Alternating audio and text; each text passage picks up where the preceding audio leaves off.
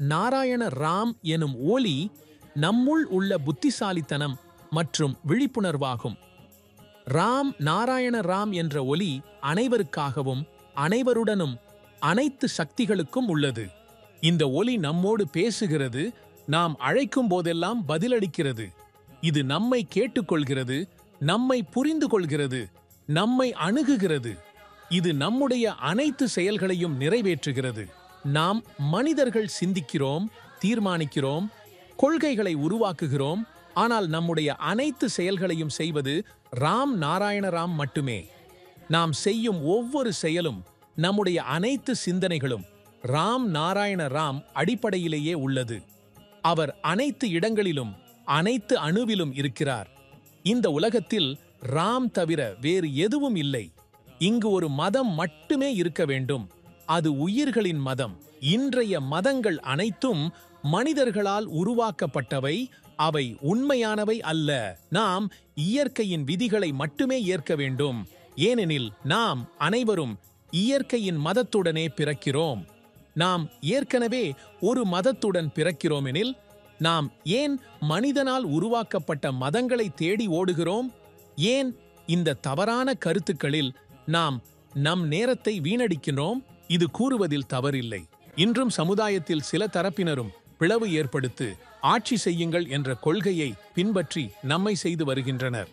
நாமும் அவர்களிடம் அடங்கி செல்கின்றோம், ஏனெனில் நாம் உள்ளிருந்து பலவீனமாகிவிட்டோம். இன்று மதத்தின் பேரில் மக்கள் ஏமாற்றப்பட்டு வருகின்றனர். இது சமுதாயத்தின் மிகப்பெரிய அவலம். ஒரு பக்கம் பசி எய்தும் குழந்தைகள் ஒரு நேர உணவுக்காக கூட தவிக்கிறார்கள். மற்றொரு பக்கம் கோவில்களில் லீட்டர் கணக்கில் பால், தயிர், நெய், பஞ்சாமிர்தம் சிலைகளுக்கு அபிஷேகமாக செய்யப்படுகிறது. இதுவே மதத்தின் உண்மையானவா? மனிதன் பூமியில் தோன்றிய போது அவன் முழுவதுமாக இயற்கையின் கட்டுப்பாட்டில் இருந்தான். அவனுக்கு வெளிப்புற உலகத்துடன் எந்த தொடர்பும் இல்லை. இயற்கையே அவனது அனைத்து தேவைகளையும் பூர்த்தி செய்தது. ஆனால் மெல்ல மெல்ல அவன் மனிதனால் உருவாக்கப்பட்ட பொருள்களில் ஈடுபடுத்தப்பட்டான். அவன் சாதி, மதம், அரசியல், நன்மை, தீமை ஆகியவற்றில் கட்டாயமாக இணைக்கப்பட்டான். இதன் விளைவு மனிதர்கள் ஒவ்வொருவரும் பிரிக்கப்பட்டனர், பல குழுக்களாக பிரிந்துவிட்டனர். இன்று மனிதனால் உருவாக்கப்பட்ட அரசாங்கங்கள், சட்டங்கள் மனிதர்களை செய்கின்றன, இயற்கை விதிகள் அல்ல. ஒரு மனிதன் ராம் நாராயண ராம் உடன் இணைந்து விட்டால் அவன் வாழ்க்கை தானாகவே அமைதியாகி செல்கிறது. ராம் நாராயண ராம் நம்மை எப்போதும் நம்முடைய சிந்தனைகளை நேர்மறையாக வைத்திருக்க வேண்டும், நல்ல செயல்களை செய்ய வேண்டும், மற்றவர்களுக்கு உதவ வேண்டும் என்று போதிக்கிறார்.